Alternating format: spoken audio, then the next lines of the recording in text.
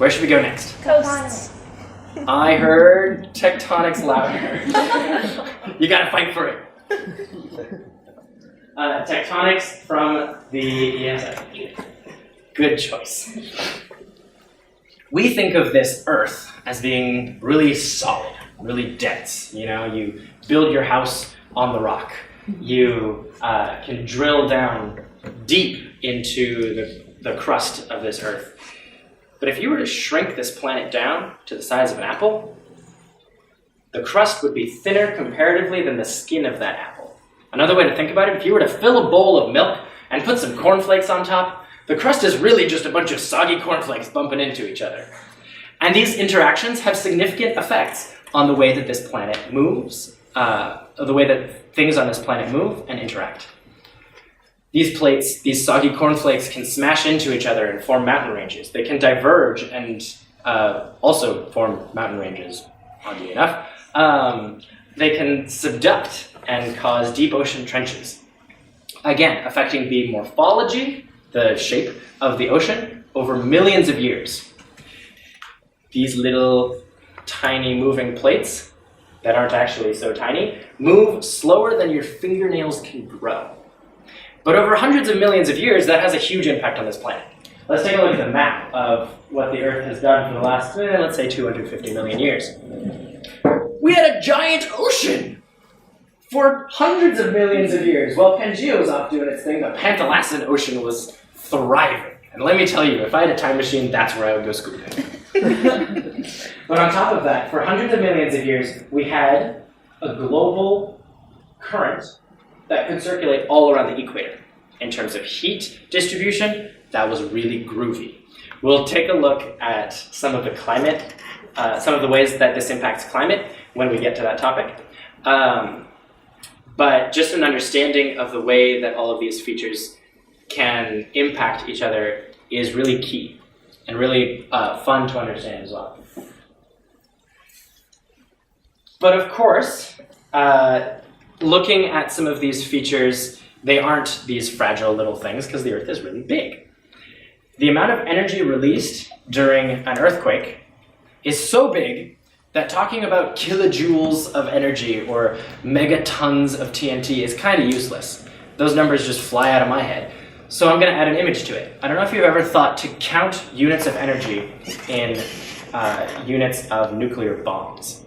Some of the early nuclear weaponry, Little Boy, Fat Man, released, you can forget this number as soon as I say it, 15 kilotons of TNT. Just think, one bomb. Looking for scale, humans, in a number of decades, were able to release significantly more amounts of energy. This, the Tsar Bomb, 50 megatons of TNT, was the largest release of kinetic energy that humans have ever mustered up in all of our history. And yet, looking at the amount of energy that's released during a magnitude 9 earthquake dwarfs even these huge expenditures of energy. A magnitude 9 earthquake can release 12,000 times more energy than even the Tsar Bomb. And yet, not all of these forces are destructive. They interact and they change things. Sometimes they release enough energy to level a city. Sometimes they're able to create entire biomes just by their tiny movements, millimeters per year. Here we are, sitting pretty right off the side of this map in the Glenn Hughes Penthouse Theater. And we have a front row seat to our own little subduction zone from the Juan de Fuca Plate diving under the North American Plate. You go a little bit further out to the axial seamount volcano. This is a chain of mountains caused by a diverging spreading center of 2 tectonic plates. And that is creating some of the coolest physical features on the bottom of the ocean in terms of seamounts, in terms of volcanism, in terms of earthquake and seismicity. But on top of that, in terms of life. At the bottom of the ocean lie hydrothermal vent systems. I could do an entire topic on just these. They're really, really cool.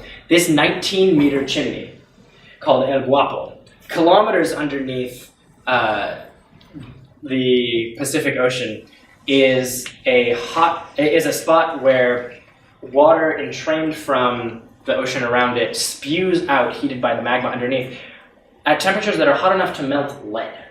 And yet, life exists here. We have worms that are hundreds of years old. We have snails that incorporate the metals in the water right into their shell. None of this would be possible without tectonics. None of this would be possible without the movement of the Earth's crust itself. Directly impacting the ocean, directly impacting everything in it, directly impacting us. And of course, we just talked about the indigenous story with the Earth shaking and waters rising. We're already seeing some connections about how indigenous people understood certain aspects of plate tectonics. We already saw how plate tectonics can affect things like currents. We're building the web. Let's move on.